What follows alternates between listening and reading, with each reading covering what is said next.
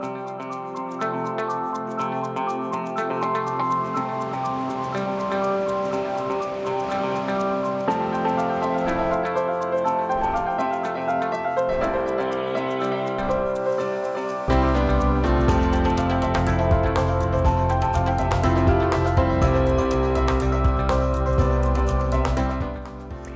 afternoon, and thanks for joining us. I'm Judy Simpson. As we all know, our bodies change as we age. In general, we see changes in our hearing, hair, or even height.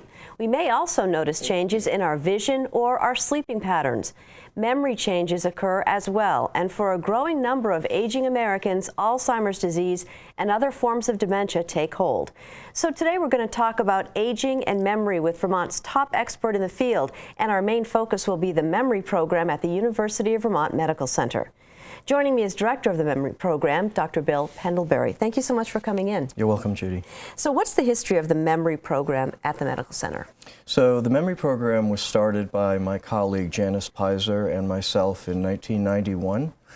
At the time, there were the two of us and a nurse practitioner. We represented the staff. We originally started in the old Brown building on the Medical Center campus that was eventually torn down when the ACC was built. We've moved around the campus now and then, but for the last 15 years we've been at the Fanny Allen campus in the medical office building, and our staff has grown considerably so that we can provide the services that we're trying to provide. So what can people expect during an evaluation at the Memory Program? So the initial evaluation is divided into two parts. The first part is about a 2-hour visit that includes a meeting with one of our psychologists and memory testing. The psychologist interviews the patient, and typically we ask that a close friend or relative come as well so that that person can be interviewed. And then the patient goes through a 1-hour memory and cognitive testing session with one of our technicians. Within about 2 weeks, they come back and they see one of the physicians, typically me, and I do what's called the medical part of the evaluation to make sure there isn't a medical condition that might be causing the memory problem. And then I put all of the information together and summarize it for the patient and family, try to make a diagnosis and develop a treatment plan. I think one of the biggest hurdles, as far as I've personal experience with family members, is just getting them in the door. A lot of times people just don't want to know. That's true. Often, I would say most often, the person who has the memory problem is not the one that initiates the referral. It's, again, a friend or a close family member. It's surprisingly uncommon or rare that we have trouble getting people in. They're usually willing to come, and most of them are aware that they're coming because someone is worried about their memory, even if they're not. So it's probably 3 or 4 times a year that I have to deal with trying to find a way to shoehorn somebody into the clinic. When can you tell when it's an issue of just, you know, a memory lapse versus a real problem that's developing? So the key is the memory problem affecting function? Is the forgetfulness so significant that a person is beginning to lose the ability to do their what are called activities of daily living, take care of themselves, function in the workplace? So an occasional lapse of memory, an occasional not being able to remember somebody's name is not something to be concerned about, although we often see people who we describe as the worried well. And we're very happy to do an evaluation and confirm that this is not Alzheimer's disease, it's not another form of dementia. Now you have a baseline, and if something develops in the future, we'll have that to compare against. Tell us a little bit about the staff and the roles that they play at the Memory Program. So we have grown to 10 providers and 4 staff members. We actually have 3 physicians, 3 neuropsychologists. We have 2 social workers. We have 2 nurse practitioners, and that team functions to provide the services that we give to patients and families. We also have 2 people, they're called psychometricians. They do the actual memory and cognitive testing, and we have 2 support staff who run the office. And we're planning to grow even bigger in the next couple of years by adding 1 or 2 additional physician providers and maybe an additional nurse practitioner. Wow, now you provided us with a couple of key slides that I'd like to take a look at, and you can explain what we're seeing here. So this slide is showing the demographics of the United States over time, beginning in 1980 and projecting into the future. The white bar represents, or the white bars represent people over the age of 65. And as you can see, starting in 1980, there were about 25 million people over 65, and we're projecting that by the first third of this century, that number will grow to 70 million. The reddish-orange bars represent people over 85, and that cohort is actually now the fastest-growing cohort within the United States population. It went up by a factor of 2.5 over 20 years between 1980 and 2000, and by the first third of this century, it's going to actually go up by another factor of 2.5.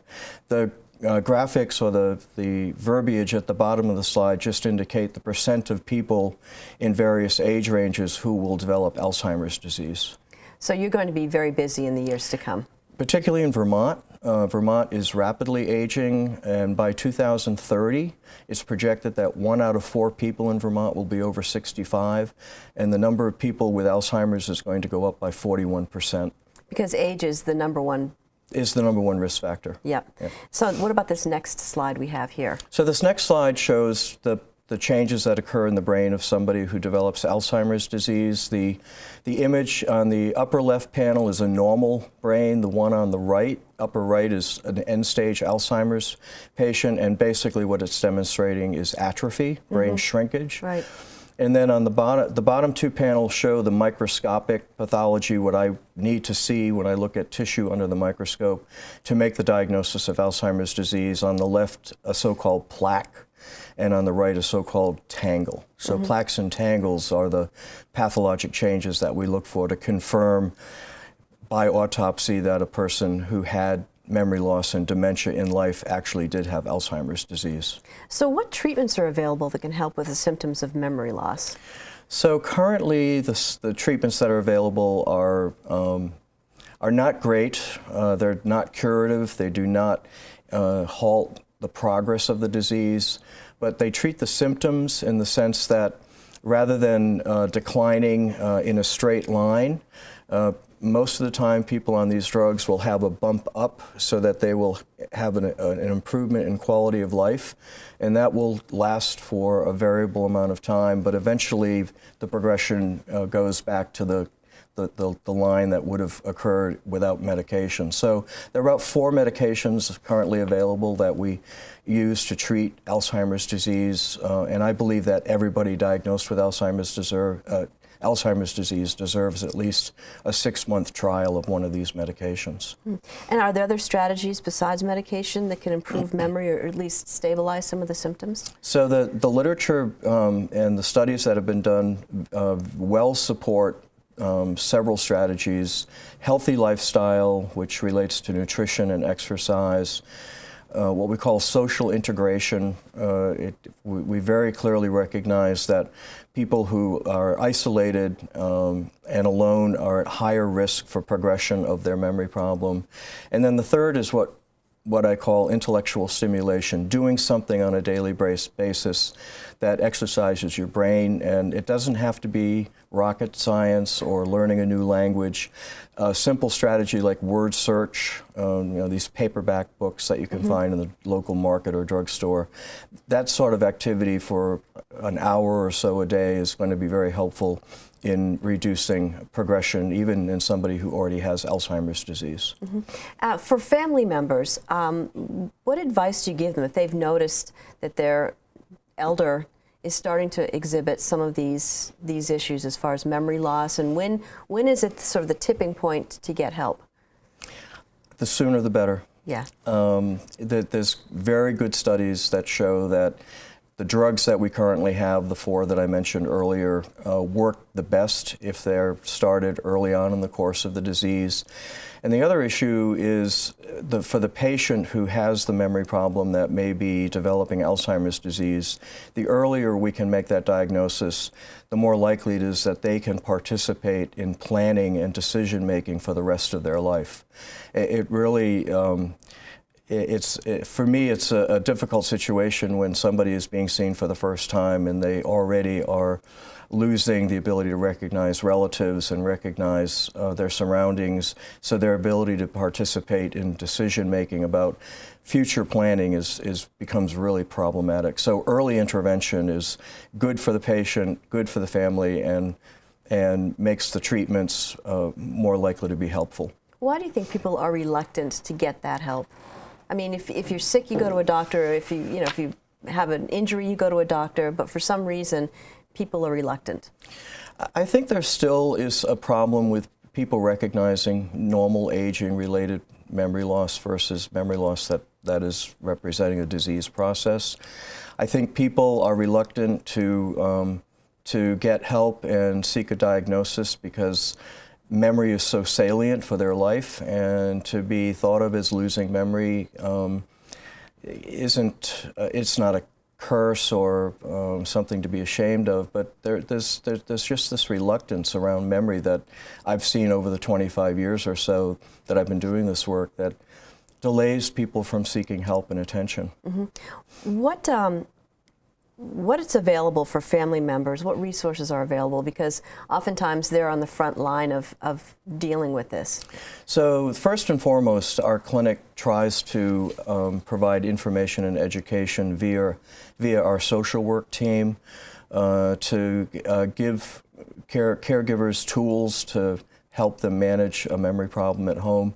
But we also are currently developing specific programs in the memory program that are focused on caregivers, things like powerful tools for caregivers, the Carers program, educational sessions, and we're actually beginning to think about developing an intensive caregiving program at the medical center that'll focus on helping caregivers be better caregivers and make it more likely that they're going to be successful. Now, you mentioned earlier Vermont's aging population. What do you see as a long-term strategy for dealing with this economic and sort of social burden that's often associated with this? I think we have to start to think out of the box in terms of how we approach diagnosis and treatment of people around the state who may have Alzheimer's disease. And one of the thoughts one of the ideas that we're developing, it's very rudimentary at this point, is a so-called hub and spoke model, mm-hmm. where we have a center of excellence or maybe two centers of excellence in the state that provide diagnostic and treatment expertise, but then try to facilitate the care, ongoing care of the patient and the family at the local level with teams that have been trained and have been put in place to carry out the treatment program that's been developed at the Center of Excellence. Telemedicine will play a major role in that, and we'd like to try to provide excellent care at a reasonable cost, and we're going to try to be developing that over the next 5 years. Well, that's critical because Vermont's such a rural state. Exactly. I mean, there's no reason why everybody with Alzheimer's disease needs to travel to Burlington to get their treatment. And for straightforward cases, many of those people could actually be diagnosed at the local level by a dedicated team of people who want to do this kind of work. Which actually has a lot of benefits, because for people who have memory loss or Alzheimer's, change is not a great thing. Exactly. And so, are there any breakthroughs on the horizon that sort of raise hope for a cure or prevention of Alzheimer's? Unfortunately, I can't say that there are. The major approach that's currently being taken in the research world around Alzheimer's disease is to try to intervene before the disease actually even starts. So we now know that people who are destined to develop Alzheimer's disease have the pathologic changes in their brain 20 years before they actually develop any clinical symptoms. And how do you decide that? Is that just... I'm sorry? How do you decide that if the person's... So we now have a toolkit of what are called biomarkers. Mm-hmm. So by doing a very specialized kind of imaging, like with PET scans, high-resolution MRI scans, and with analyzing spinal fluid for certain changes in protein, we can make a pretty accurate prediction that a person is destined to develop Alzheimer's disease. So what's going on worldwide right now are collecting people like this and starting treatment 20 years before they develop any symptoms to see if eliminating the pathology in the brain before it causes a lot of damage will prevent this disease from occurring. I think that's the direction the research is taking. Having said that, I don't see any breakthroughs on the horizon or in the foreseeable future for people who have established Alzheimer's disease, except to provide really excellent care. Right. To remind our folks again at home, the Memory Center is part of the Fanny Allen campus in Colchester? Correct. Okay. And to find out more information online, you can call the Memory Center or go online. That number is 802-847-1111. Again, 802-847-1111. Thank you so much for joining us today. My pleasure, Judy. Thank you. That's our program for today. I'm Judy Simpson. I'll see you again next time on Across the Fence.